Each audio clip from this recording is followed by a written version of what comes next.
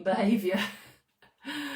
So, Coach Helen for YouFit Studio, we are going to discuss why track your weight. You might say why, because you know that last week I talked about how not to track weight, right? How you can tell progress without tracking weight. And today what I'm going to give my opinion on, or discuss, is why track your weight in what situations and what are the benefits.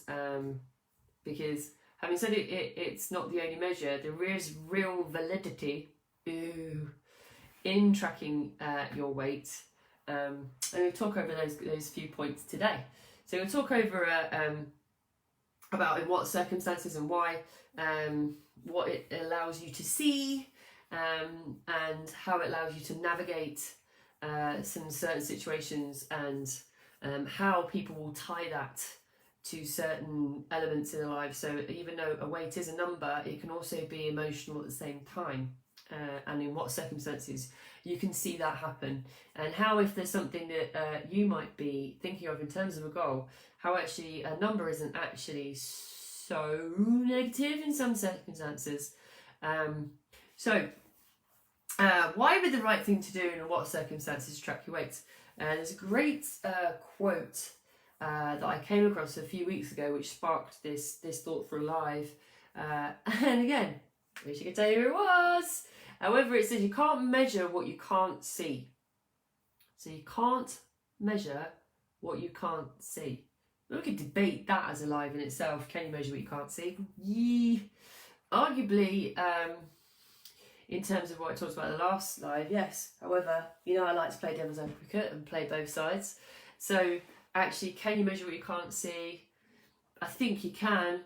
I don't think you can measure to make an outcome or a decision 100% all the time. And there are some situations where a number or tracking weight is probably significantly more beneficial. Not all the time, however. Some clients, right?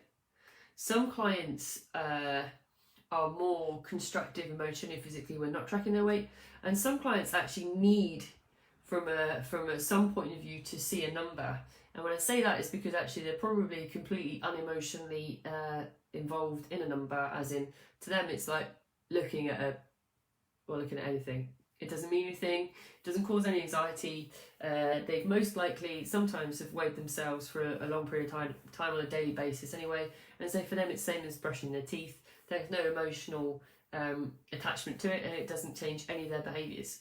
And often those people, because they don't have any emotional involvement in seeing a number, are some people who are numbers based and logic based as well, so less likely to have an attachment to it.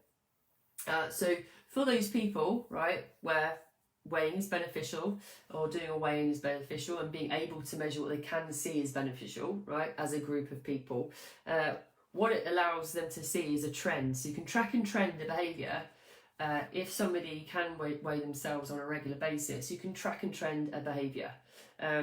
So if somebody there's a couple of occasions where it's applicable and has been over lockdown actually. So if somebody is likely to do what happened quite early on in lockdown and push everything big time to weekends, and probably start the weekend on a Thursday, it becomes imperative to start to understand what the trend is through the week and then through the weekend as two different periods of time.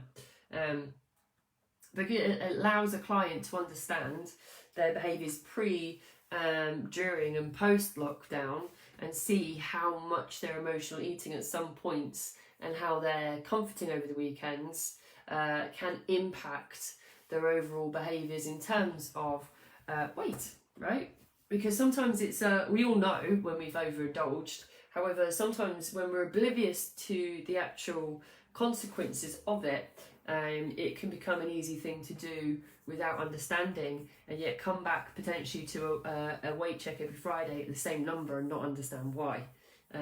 When somebody is able to take a measurement during the week, if post weekend, and go, okay, so I understand that my behaviours the weekend had this outcome, right? I'll talk about, I've got some of that going on next week actually, about that. Oh, tell you what, I'll tell you about that later, but I have actually got how to look at the energy levels in and out next week as well, so just mapped that one out. However, for the purposes of this life, being able to see how that equation changes over a week and a weekend helps the client understand where they may or may not have to curb some of their behaviours. So just briefly talking about, and I have talked about the energy equation before, one of the basic nutritional cornerstones, which I will talk about next week, one of the 5 I'm going to talk about, there's numbers again, is to understand your own energy balance. So it principally comes down to how much energy or food you're consuming against how much energy or exercise you're expending. Now, if that value changes during the week without an outcome, so if X plus Y equals, if you don't have the end of that formula or understanding what the equals is, then you are still not getting the solution to your weight loss formula in terms of that cornerstone.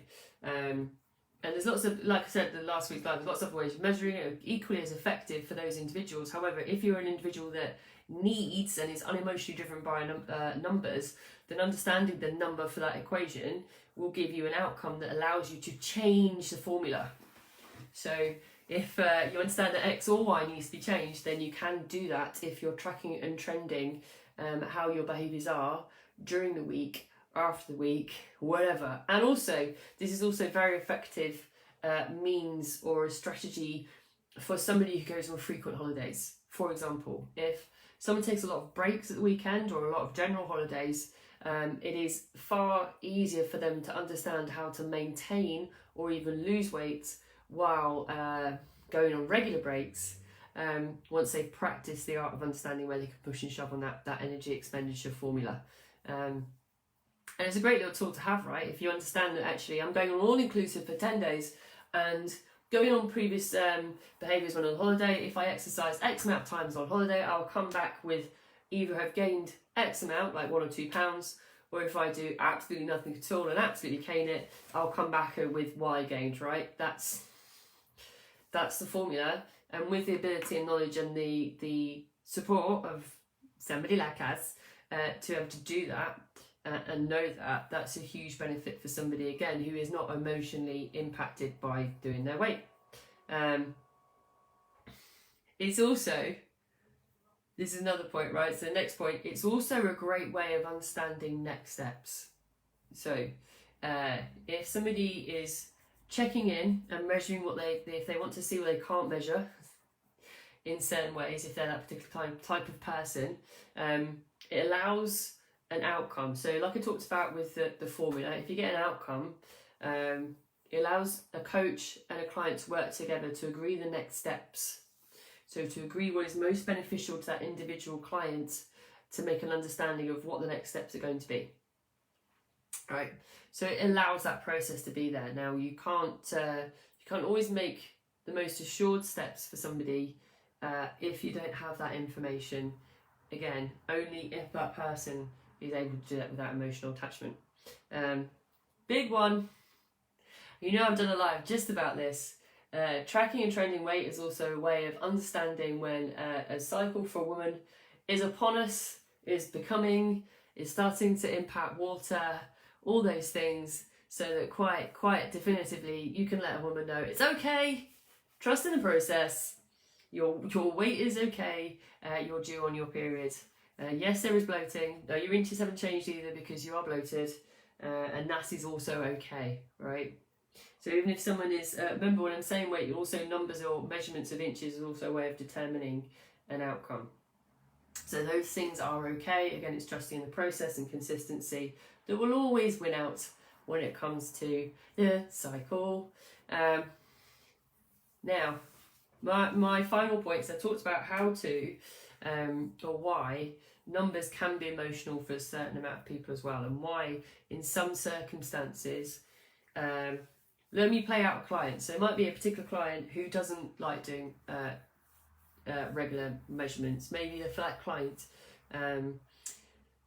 it may impact their decisions around food. It may make them quite stressed or anxious. So for some clients, quite a large portion of clients, we don't measure, right? We just allow it to be a feeling or emotion. Now, occasionally, occasionally for those women there may be a short-term goal of which they want to get to. Say for example, we've had it before, which is a great one for this female client. This female client was turning 50 and wanted to be the same weight as she was on her wedding day. Okay, so she's turning 50 and she wanted to be the same weight as she was on her wedding day, and she remembered that number, right? So she had an emotional tie to a number prior to getting married or on a wedding day, right? That she wanted the big dress for the 50th, right? So she wanted the same kind of feeling in the dress. Now, for us to help her achieve that, we had to measure where she wouldn't have measured as frequently before. And for her, she had an emotional tie to a number that was in a previous period of her life. And so this is how actually you can create an anchor, an emotional anchor to a number for a temporary period of time, because remove that anchor once that client has turned 50, she was not going to be doing a regular check-in or doing as much work as she was at that particular time. And again, it was only for a particular moment in time. You will also see it with a client who may, and this for a temporary period of time, will enjoy measuring temporarily because they will want to get to the same weight as they were prior to having a baby, for example. So even for that short period of time, because they'll hit that baby weight and then the emotional attachment to that weight's gone, right? So they've got back to the weight they were before they had a child, and that's great. And then they're going to keep going because that's what happens, right? If you work with us, that's what happens. So a woman gets to that point in time, hits that target, hits that goal, and then again, same with the example of the previous client, moves away from the emotional attachment to that goal, right? It's okay. So there are periods of time where you can attach emotion to a weight and track it, and it's okay. They're only ever temporary, because actually when a client hits that goal, it's not always appropriate to keep tracking on a regular basis, or more regularly than you would be doing before that client. So it's a nice quick one today because I wanted to cover it as almost like a balance to the live of last week, where I was saying that tracking isn't always important, and it's true. Both sides of the coin are true. And again, it's about finding what works for an individual.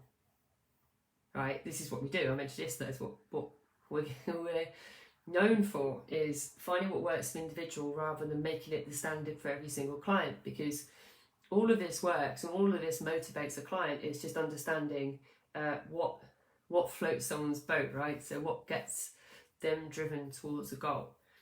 So it's appropriate in some circumstances to weigh regularly. It's appropriate in some circumstances to weigh daily.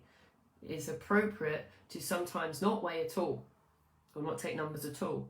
It's always based on the individual, what their goals are, what their mindset is, and what the impact is, right? Because Kate's saying, so Kate is weighing at the moment. I find it helpful as it keeps me on goal. Yes, and it also, like some of the points I've made, is that it always helps them understand where the push and shove is. If they want to stay on goal and it doesn't cause them to make any big rash decisions on their food or exercise or impact their behaviours or emotions, then weighing is beneficial. Again though, it depends on the person. I won't meet a client and say to them, right, every single client I meet, right, you're going to weigh yourself every single day for the next 4 years of their life, because it will give me all the information I need. It will not help that client necessarily drive towards a goal if it's something that doesn't fit with their lifestyle or their emotions or their mindset or what their goal is as well. So come on, just join us. Hi. I'm talking about weighing and getting to certain goals and stuff. So I will recap comments here. So Connell, you just got into the recap moment, which is pretty cool. So I talked about last week how there are 7 other ways of knowing your plan is working. That was a live name, right? How to know your plan is working. And I went through 7 different ways of knowing that. And today I've done the other side of the coin and gone straight to a very, very hard fact way of knowing you're on track, and that's through weighing. And when it's appropriate to weigh, it's not right in every circumstances. I'm going to repeat that again a million times because it's not. and also use the statement or quote I quote another coach is saying you can't measure what you can't see. So this coach said you can't measure what you can't see. And for this live, I've agreed. I know it's said I don't 100% agree in all circumstances, but you can't measure what you can't see. Yeah, there's some ways. I went over them. However, if it's the client at the end of the day, so if the client wants to see that and will not be satisfied they're making progress unless they see a number, there's no other way they can do it. They have to see it on the scales. Then that's what we're going to do, because of them, they believe that as a statement. They believe it. It's a belief system. So we're going to go with it, right? It allows, like I said, to see trends in behaviour, trends in eating patterns, trends in how the body's dealing with the carbohydrates, waters, salts, etc. It allows to see what happens over the weekend or a holiday, to see what the balance is. So I talked about energy balance, so energy in, energy out, so food in, exercise out.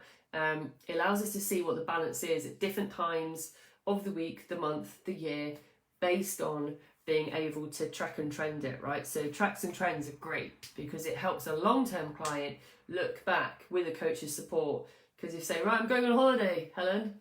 And they're like, yes, cool, do you remember last year? Well, let's recall last year. Let's look at the data from last year. Let's look at the numbers. Let's see what happened. Let's recall your behaviours and let's see what the outcome was. So you exercised X, you ate Y, and here's the way you came back. How would you like to approach it this year, right? Nice data, nice good conversation with the client, nice open conversation as well. And we say, right, you're going to have the same behaviours or you want to change them this year. Do you want to go harder, right? Because some do. Some want to go hard. I'm talking about that on Saturday. Am I? Yes, I am. I'm talking about that, going hard on holidays, weekends, on Saturday. So it allows you, if you have this data, you're tracking and trending, you can have that conversation. Client can say, I want to go away and pie even more, and I accept that the outcome will be different, right?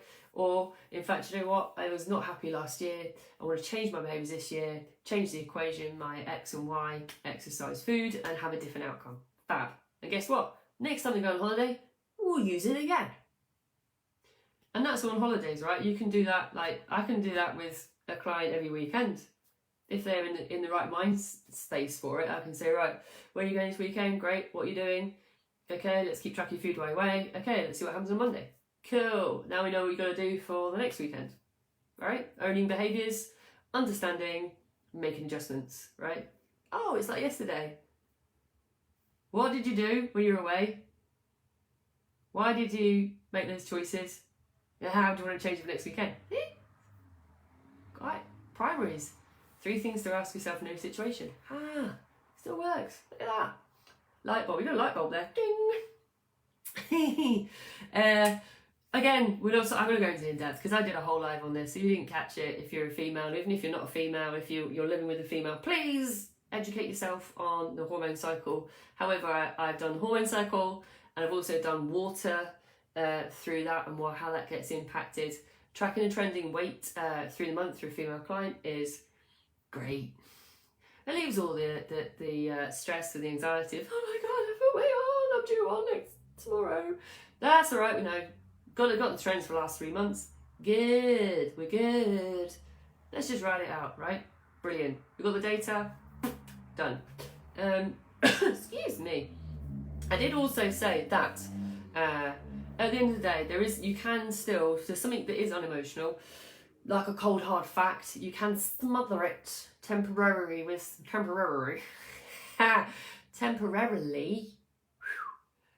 an emotion for a short-term goal or a medium goal, I might even say.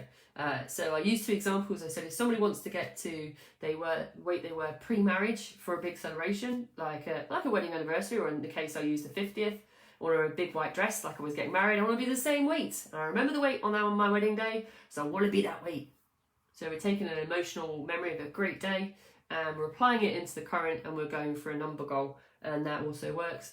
And for a female client who equally wants to get to the same weight she was before having children, have a certain association at that time, a different lifestyle, and actually to get that weight is fantastic. And again, once they get there, we take off the emotion, and then we readdress the goal. And we don't necessarily have to make it about a number or make it about weighing to get to that number. Certainly if it's like the celebration, if there's a date stamp on it, if there's a limited amount of time, great, we don't need to have so much of a record about it. And the final statement I make, and I'll make it again at the end of the day, different strokes for different folks, whatever floats your boat, whatever analogy, whatever old saying you want to use. It's not appropriate for everybody. It's not appropriate for everybody all the time.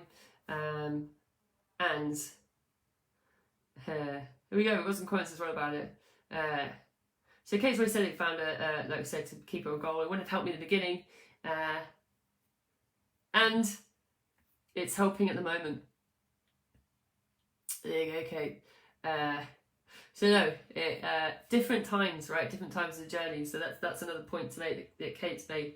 That sometimes a client just needs to get the foundations and find their feet, and not feel the pressure of being weighed as often either. Again, it's about the individual and their emotional position or and like Noti's saying, I have a way for what feels like ages. Yeah, you don't have to. You don't have to, and it goes back to last week's, right? So you can catch last week's as well. I talked about the 7 ways you know your plan's working without weighing, right? So again, with the amount of clients we work with and the amount of different personalities, backgrounds, age, etc., one size does not fit all, right? So you can't approach everything in terms of measuring in the same regimented style, because somebody needs to take output or progress in different ways. The studio is out. Laters. Bye, studio. Oh, I'm done. Tomorrow. Oh, I like this one. Prep work, the good, the bad. I've not done the ugly. I've not seen ugly prep work yet. I don't know what it will look like. However, I'm doing prep work tomorrow. It's one. Well, this is another one that comes up a lot, and I'll go over that tomorrow. A lot of questions about how do I prepare food, Helen? Honest, it's one that comes up a lot, so I'm going to cover that tomorrow. Until then, I think the sun's trying to get out real bad. So please go enjoy whatever you're doing this evening. And as always, I will catch you tomorrow. Ciao.